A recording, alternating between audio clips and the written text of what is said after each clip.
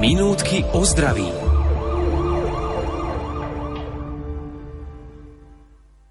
Keď hovoríme o zdraví, nemôžeme obísť tému týkajúcu sa liekov. Asi málo kto sa im počas svojho života dokázal vyhnúť.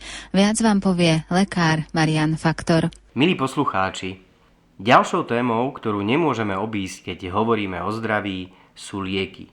Asi málo kto sa im počas svojho života dokázal vyhnúť. Bez pochyby sú to práve lieky, ktoré nám v určitých situáciách dokážu poskytnúť úľavu od bolesti, pomáhajú nám bojovať s infekciou alebo zlepšiť funkciu orgánov.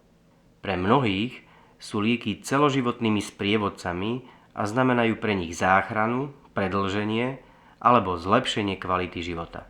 Na Slovensku je spotreba liekov nadpriemerne vysoká.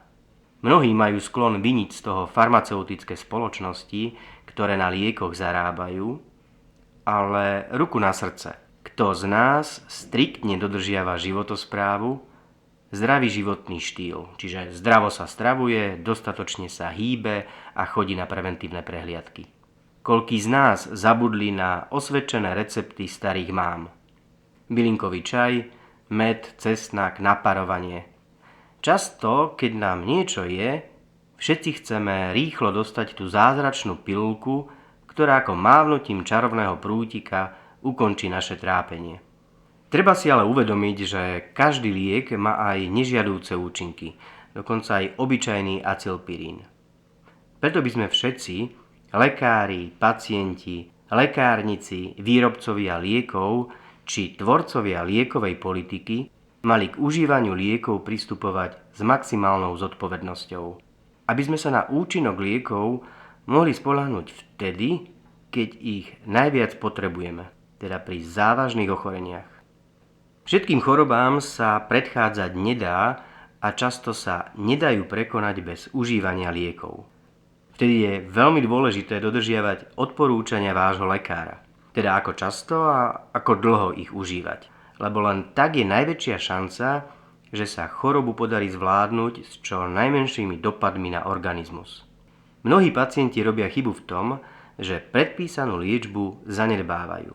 Neberú lieky tak, ako im predpísal lekár, alebo liečbu vysadia, keď sa začnú cítiť lepšie.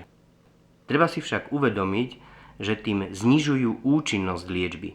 Ohrozujú vlastné zdravie a v neposlednom rade plytvajú zdroje v zdravotníctve, ktoré by mohli byť využité inde.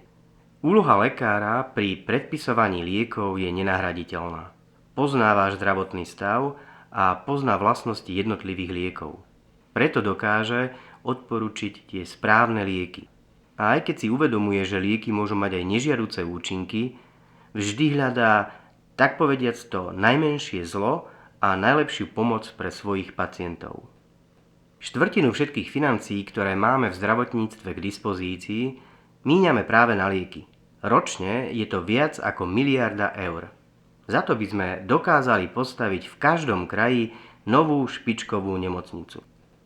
Zároveň platí, že každý rok vyhodíme takmer 100 tón nespotrebovaných liekov, čiže lieky, ktoré boli pacientom predpísané a zaplatené.